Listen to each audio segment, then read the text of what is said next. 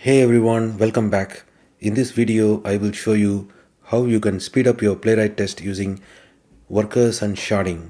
These two powerful features can cut your execution time by up to 50, 60, 70% or even more.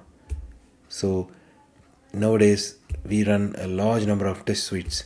So this one actually fits that scenario when you have a large number of automated tests, say let's say thousands of tests. This using sharding and workers can reduce the execution time significantly.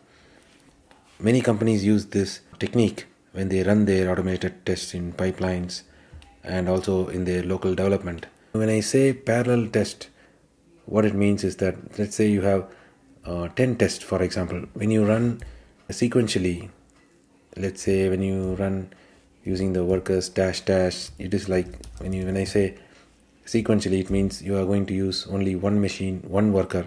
So it is going to execute all the 10 tests one by one. So the second test waits until the first test completes. So this takes a lot of time when you execute the test serially.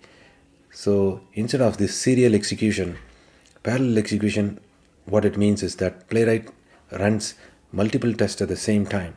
So by default it ran here 3 workers, so 3 parallel executions happening, each running 3 tests simultaneously. So let's first take a look at what are these workers and sharding concepts. So firstly, let's see the workers. Playwright by default, when you run your test using this npx command, for example, when you say npx playwright test and you run your test in Chrome browser, it automatically makes use of 3 workers here, running 3 tests using 3 workers. The maximum amount that your machine, how much powerful your machine is, it will try to spin up as much workers as possible. So that's a good thing. So when your test run in, that's why you see that default workers, and it ran very fast. It ran in 11 seconds, as you can see here, and that is the default workers. But you can override that by specifying the workers. So workers are like each individual execution.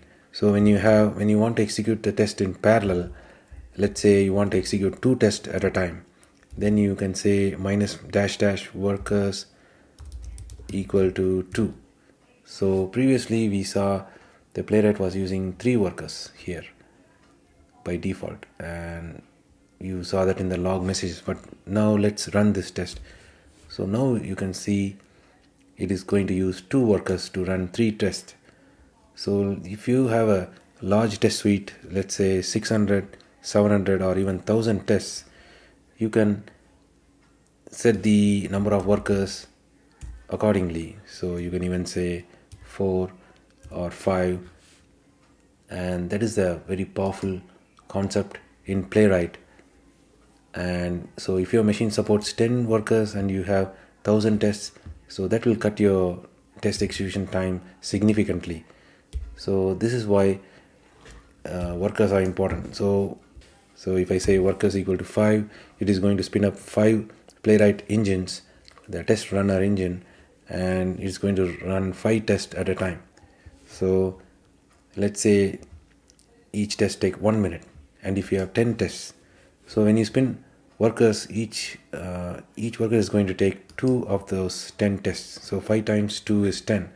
So it's going to take 2 minutes overall if you use 5 workers rather than 1 worker, which is going to take 10 minutes. That is 1 minute for each test. So that's a good observation there. So it's going to significantly help you reduce your 6 test execution time. So this is very useful for UI test, the web applications automated test, where because the UI tests are usually slow, so running them together like this saves you a lot of time. Now let's talk about sharding.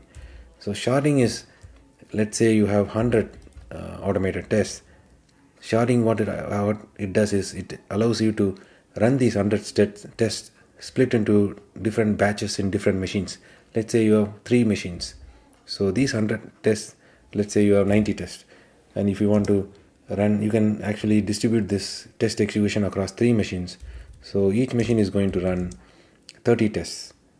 So machine 1 will run 30, and machine 2 will run another 30 tests, and machine 3 will run 30 tests. So here we can create 3 shards. So shard means the machine. It can be a physical local Windows machine in a network, or it can be your Jenkins agent or runner or any other CI agent or CI runner. So that is what it meant by sharding. So it is basically splitting your test suite across multiple machines or multiple CI runners. So each shard will get a batch of tests, and how you can specify that is just like -- workers. You have to say -- shard. So let me see the correct example. So you need to use the actual word shard equal to let's say half. I can say half. What that means is, let's say my test suite has 100 test cases. When I say shard equal to half, it is going to take 50% of it is going to execute only 50% of the test on this machine. And if I want, so if you want to, you can, this way you can run 50 test cases in this machine, and you can go to another machine, and then you can clone the repository and download all your tests there, and then run another command 2 by 2. So what this means is it's going to run the remaining 50 automated tests in machine number 2. So machine number 1 is going to run this command, and it's going to execute 50 tests. And in the same way, machine 2, you are going to clone the same tests and run this command. So you can see here how you can do this. Suppose if you have 3 machines, then 1 by 3, 2 by 3, 3 by 3. So you can split your test suite across multiple machines. So this is a different way of sharing the load. So that's why it's called sharding. So you can run these shards at the same time. So you can see 50 tests running in one machine 1, and 50 tests running in machine 2. This is another way of saving time when you run 2 test suites. So if the whole test suite takes 40 minutes, running it, splitting it in them into 2 machines will reduce the time to 20 or even 10 minutes. So this is an example of shard, and you can also mix the shard with workers. So as I said, shard half will run 50 test cases in this machine. So 50 out of 100 test cases will be run on this machine.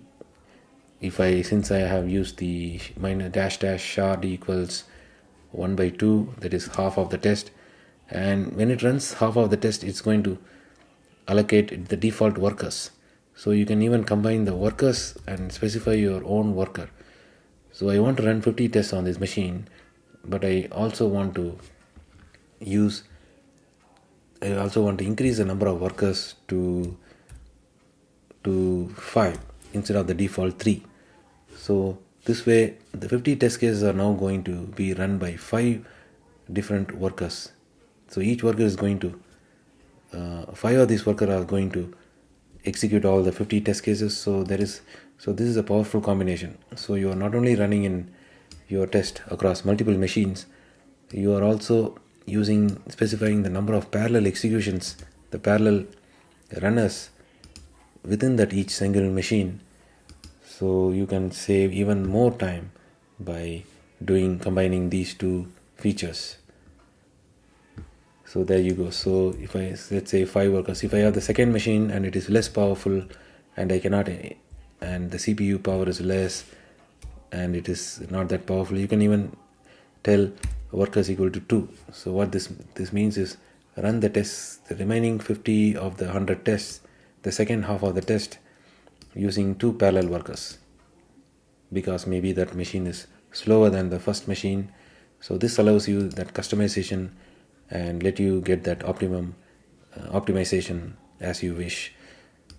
But before trying out this parallelization, you need to make sure that all your tests, for example, I have here the 3 tests here. So if you might have hundreds of tests like this, but you need to follow certain best practices before you can implement these two powerful features, the shards and the workers. The first one is all these tests should be independent. Test 2 should not depend on test 1. Suppose let's say test 1 is creating a login user, and this test should not depend on that test and then wait for this login, or in other words, let's say this test creates a user to login, and then the second test logs into the application using the user created by the first test. So if the first test fails, the second test is going to fail too. So this test running in one machine and this test running in another machine is not going to work. So parallel execution there is going to break the test. So each test should create its own user and delete the user at the end, and this test also should create its own user, log in using that user, and then delete the user and at the end of the test. So thereby each test is independent. So that's the first thing for the parallel to work. The second one is avoid using the same account in multiple workers.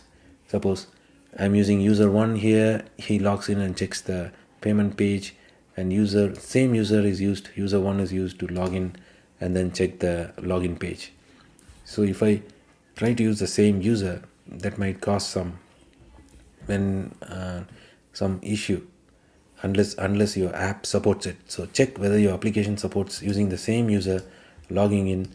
Suppose your application might have a security feature that doesn't allow two simultaneous sessions for a user, so parallel might not work. In sequential it might work, but in parallel, when the same user is going to log in 2 times or 3 times at the same time in different machines, so that's a problem. And the third one is you should always use API calls to do the test setup, like as we discussed in the previous video. You can check that out. So we have used the API to first send the request here, so you can create a user using the API instead of going to the database to insert maybe, or going to the user and creating a user, filling all the forms. You can send an API request to create a new user and then use that user in your test. So always use API calls for test setup when possible. This is because the UI setup slows down the parallel workers. And fourth and final one is don't rely on shared state, like sharing the files across many tests, or sharing counters or database rows or any other variables unless they are isolated per worker. So in real world companies, this is exactly how Playwright is used. So people use parallel execution on local machines for development and sharding for CI for large pipelines. So this helps releases faster and keeps the feedback loop short. By the end of this video, you now understand how parallel execution works, how sharding works, and how both can help you speed up your Playwright test. So if your tests are slow, you should definitely try using these features and turn on the parallel mode and sharding, which will give you the biggest performance jump. So try it in your project and adjust your workers, and you will see a great significant improvement in your test execution time. If you enjoyed this video, make sure to like and subscribe. Thanks for watching, and I will see you in the next one.